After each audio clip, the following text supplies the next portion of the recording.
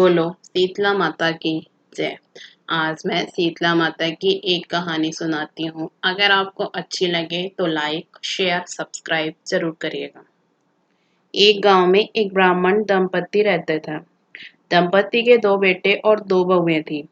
दोनों बहुओं को लंबे समय के बाद बेटे हुए थे। इतने में ही शीतला सप्तमी का त्योहार आया। घर में त्योहार के लिए ठंडा भोजन तैयार किया गया, क्योंकि दूसरे दिन सभी को वही भोजन करना था। दोनों बहुओं के मन में विचार हुआ कि यदि हम ठंडा भोजन करेंगे तो बीमार पड़ जाएंगे। हमारे बेटे तो अभी छोटे हैं और दूध पीते हैं। तो उन दोनों बहुओं ने पशुओं के खाना बनाने वाले बर्तन में गुपचुप बाटी बनाकर रख ली। उसके बाद शीतला माता की पूजा करने सास के साथ चली गई। सास बहुओं ने शीतला माता की पूजा करी और कथा सुनी। बाद में सास तो मंदिर में शीतला माता के भजन करने के लिए मंदिर में ही बैठ गई और दोनों बहुएं बच्चों को रोने का बहाना बनाकर घर आ गई। पशुओं के खाना बनाने वाले बर्तन से गरम गरम बाटी निकाली और उनका चूरमा बनाकर पेट भरकर खा लिया।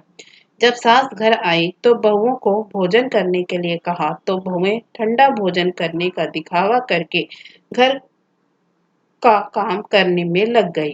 सास ने कहा, बच्चे कब से सोए हुए हैं, उन्हें जगा कर कुछ खिला पिला दो। बहुएं जैसे ही अपने अपने बेटों को जगाने गई तो उन्होंने उन्हें मरा हुआ पाया। ऐसा बहुओं के द्वारा झूठ बोलकर गरम खाना खाने के कारण शीतला माता के प्रकोप से हुआ था। बहुएं जोर जोर से रोने लगी। जब उनकी सास को पूरी घटना पता चली तो उन्होंने बहुओं को बहुत गुस्सा किया। सास बोली कि तुम दोनों ने अपने अज्ञानता स्वाद के लालच में और अपने बेटों के कारण शीतला माता का अपमान किया है। इसलिए अपने घर से निकल जाओ और मेरे पोतों को जिंदा और स्वस्थ लेकर ही घर में पैर रखना। अब दोनों बहुएं अपने मृत बेटों को टोकरी में सुलाकर दोनों बहुएं घर से निकल जाती हैं। चलते चलते रास्ते में एक बहुत ही पुराना वृक्ष आया। यह वृक्ष खेजड़ी का था। इस वृक्ष के नीचे शीतला और ओरी दोनों बहनों बैठी थी। दोनों के बालों में बहुत जुएं थी। दोनों बहुएं ओरी और शीतला माता के पास जाकर बैठ गई और दोनों शीतला माता और ओरी माता के बालों से जुएं निकाली। जुएं निकालने के बाद सीता माता और ओरी माता ने अपने सिर में शीतलता का अनुभव किया।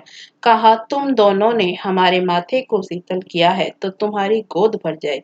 यह सुनकर दोनों बहुएं एक साथ रोने लगी और उन्होंने शीतला माता को अपने बच्चों को दिखाया। यह सब देखकर शीतला माता ने कहा कि ये तुम दोनों बहुएं एक साथ रोने लगी और उन्होंने शीतला माता को बताया कि हमारे बच्चे तो मृत हैं। तब दोनों ने कहा कि ये तुम्हारे कर्मों का फल है। कर्मों का फल तो भोगना ही पड़ता है। तब दोनों बहुएं समझ गई कि शीतला सप्तमी के दिन ठंडा भोजन करने के बदले हम दोनों ने गर्म भोजन कर लिया था। यह सुनते ही बहुओं ने शीतला माता जी को पहचान लिया। देवरानी जिठानी ने दोनों माताओं का वंदन किया। गिड़गिड़ाते हुए कहा कि हम तो भोली भाली हैं, अनजाने में गरम खाना खा लिया था और माता जी हम आपके प्रभाव को नहीं जानती थी। आप हम दोनों को क्षमा करें। पुनः ऐसा अपराध हम कभी नहीं करेंगे। उन दोनों देवरानी जिठानियां बातें सुनकर दोनों माताएं प्रसन्न हो गई और उनके मृतक बच्चों को जीवित कर दिया। बहुएं तब बच्चों को साथ लेकर आनंद से गांव लौट आई। गांव के लोगों को जब पता चला कि दोनों बहुओं को शीतला माता के साक्षात दर्शन हुए हैं तो दोनों का गांव वासियों ने धूमधाम से स्वागत किया और गांव में बहुओं ने शीतला माता का मंदिर भी बनवाया।